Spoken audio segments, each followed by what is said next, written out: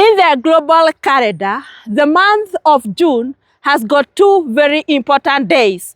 Number one is the Day of the African Child, and number two is the Father's Day. But as I stand here today, I am very saddened by the very many deaths that we are experiencing of late, of our children who have gone missing, and finally we simply get them dead and we simply get them mutilated, and our child in Kenya has gone through a lot of pain.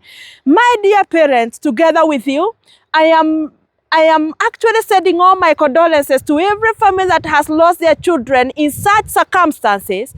And at the same time, I call upon every adult in the space of our children to simply be protective of the child and to always embrace them and protect them.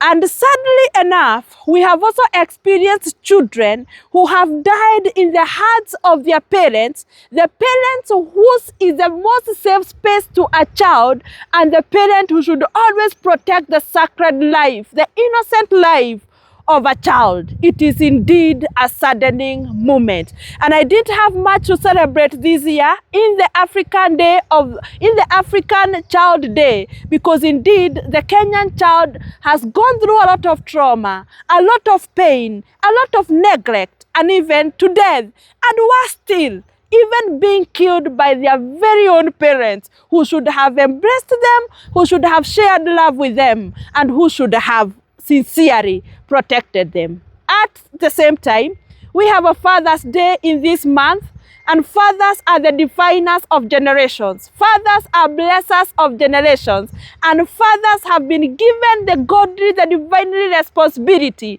to direct their families and to be an authority over their families.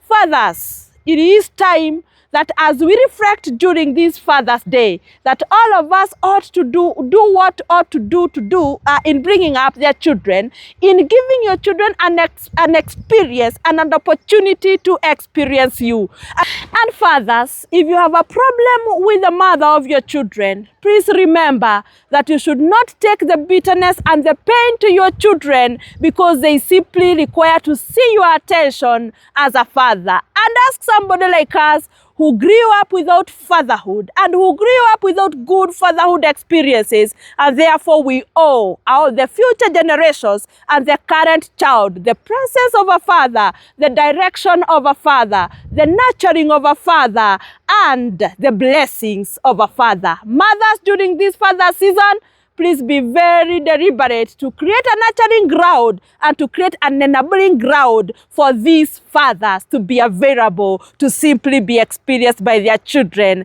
as their father. Tumia, if you are serious, if you're there and co-parenting with your spouse or with the father of your children, please give them an opportunity to be a father to those children.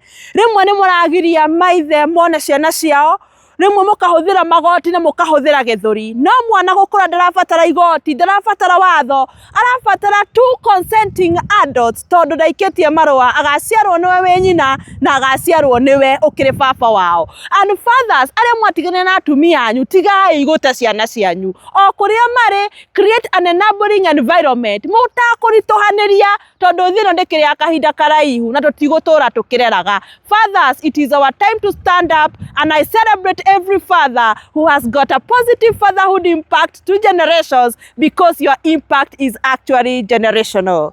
God set us foundation, bridging the gap. Jete kagajo kwa moranie de muhuhi wa coro.